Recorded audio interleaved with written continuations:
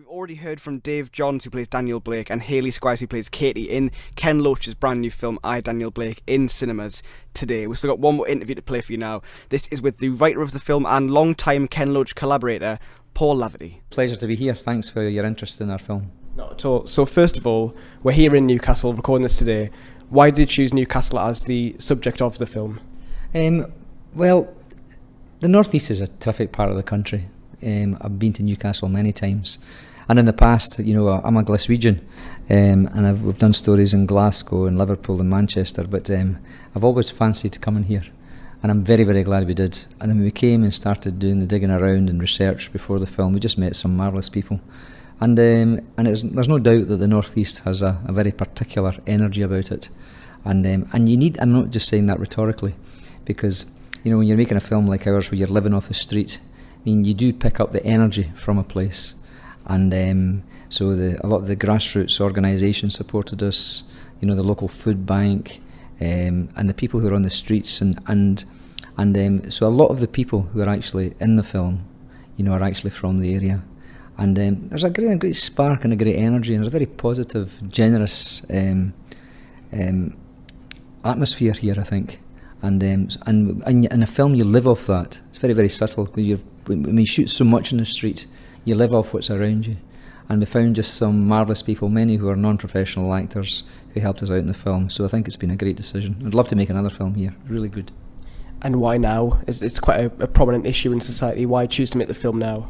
Well, I'm really glad you asked that, Liam, because I think we live in absolute brutal times. I did an awful lot of research for this film up and down the country, in Scotland and all over England. And what we've found is there's been an absolute vindictive and systematic abuse through the welfare system of many of our most vulnerable people. Not only people who are unemployed, but people who suffer from mental health problems, and people who have been ill and the disabled. Now, the film is not like a documentary. It's about a very delicate relationship, and it's a story of friendship across the generation between Daniel Blake, played by the wonderful local actor here, Dave Johns, who's a brilliant stand-up, and Hayley Squires, who's a young actress who's come up from London. And in the story, there's social cleansing going on now in London. Many young people can't afford to live there. Single mums are being pushed out because of the welfare cuts. So it's based on research and fact, and she comes up here. So it's a very delicate relationship, so I don't want to think it's like a documentary, but what we found underneath the surface, both from welfare rights advisors, academics, and more particularly whistleblowers inside the DWP, who told us they were humiliated by the way management had asked them to deal with people. They're absolutely obsessed with the idea of reducing footfall, and ordinary speak, that's human beings, not the Kafkaesque language that they use. And so they make it as difficult as possible. And what was very, very interesting too is when we went to the food banks up and down the country, the amount of people that were choosing between heating their house and feeding their children was really unbelievable. So we wanted to make this story very elemental. There's something very, very raw about it. And I think that's what's catching people. So I think it's an absolute disgrace that here we are in the fifth largest and most richest economy in the world. We're actually seeing people choosing between heat and food. So there is something barbaric happening under the surface, which is hidden behind propaganda, and we wanted to dig up and see what was happening underneath. So part of it was journalistic in preparation for the script, but of course you have to forget that in a way and create characters, and we found two marvellous actors here, and I hope people will enjoy seeing the terrific work. Watching the film, it comes across as a direct address to the state. Is that the intention of the film, to really put a point across to those who the film depicts in such an unhelpful way? Well, we want to try and, first of all, tell a human story that will engage people, that people will enjoy, in the sense that there's something they will recognise there. Because in the film, there's a lot of humour with the young lads who are scamps up to mischief, and there's also a story of kind of great friendship, between Dan and Kate and the people in the food bank, and so there's a tenderness and a fragility there. But what I think is really, really important, if we can communicate this, is just what the state is doing in our name with our tax money. And they've created a system which is barbaric, which is intentionally, systematically cruel to some of our most vulnerable people.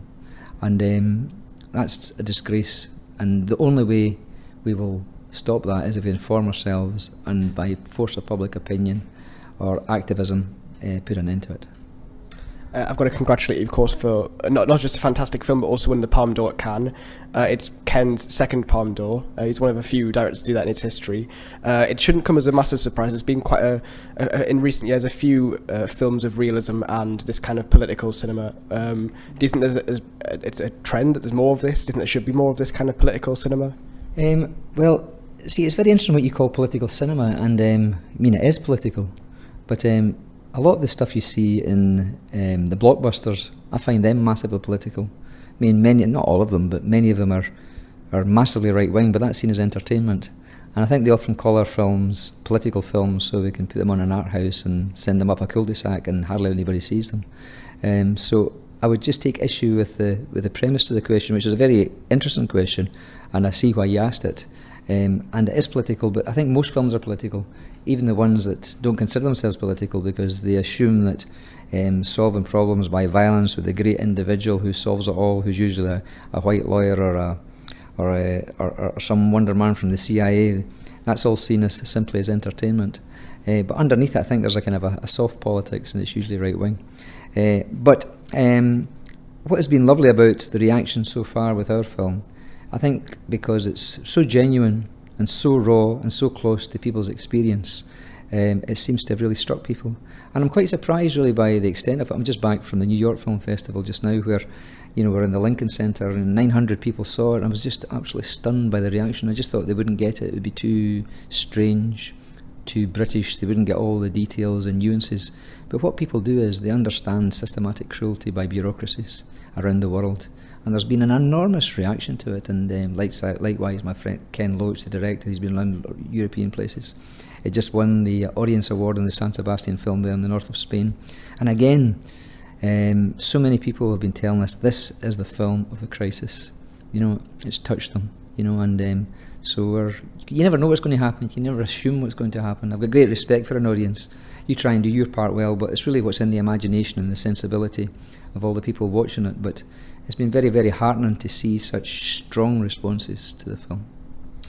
So to keep it that naturalistic style, a lot of from what I gather, is improvised in the film. No, it's one of these myths everybody talks about, that it's all improvised. No, it's not. It's a very carefully prepared script, and we shoot the script in order. And what happens is that the actors are given the script in chunks, in sequence, so they don't get it all in a oneer. So some people confuse that with improvisation. But there are moments of improvisation. There's a big crowd scene. You plan it and you plan that. But how people actually say it in the moment, for example, at the food bank, it's real people doing it. So you write the scene around them.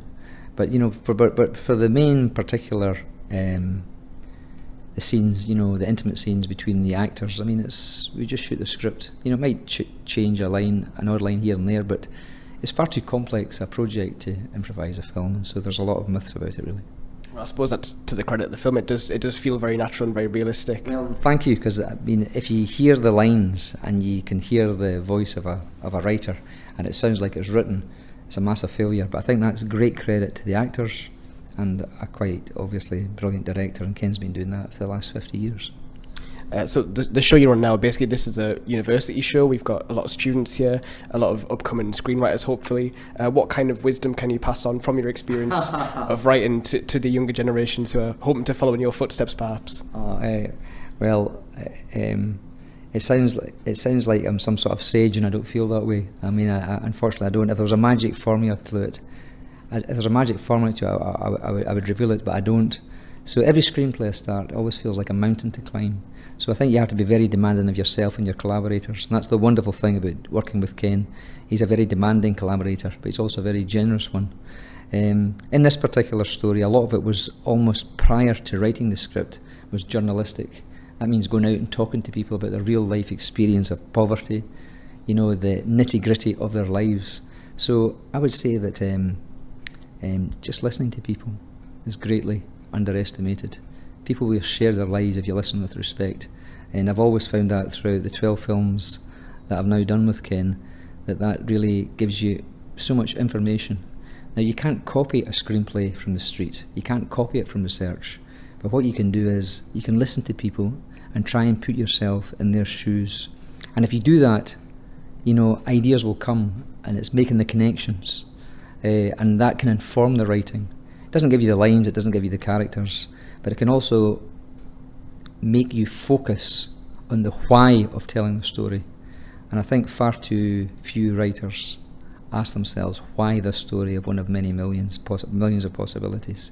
So if you do that digging around, I think you can be touched by people's real experience. And what I've found is if you can capture that, if you can find an interesting premise and good characters and a kind of a powerful narrative, then you've got the possibility of perhaps making a good film. But there's no guarantee. It's a very fragile process, and everyone, like I say, seems like a mountain to climb. And if there are a few screenwriters out there or filmmakers out there, good luck to them. But there are marvellous stories out there, and we shouldn't just follow the simplistic black and white American model.